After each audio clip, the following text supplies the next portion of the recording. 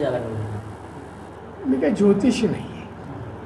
आमच्या पंतप्रधानांनी सांगितले 400 पार हे एक आमचा आकडा आहे. 400पेक्षा जास्त जागा मिळवायचा आमचा संकल्प आहे. मोदी साहेबांनी जाहीर केला.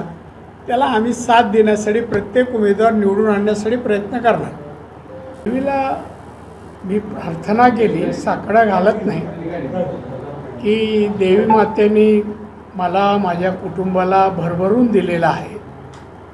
त्यामुळे मागायचा काय प्रश्न किंवा देवीने काय शिल्लक ठेवला नाही.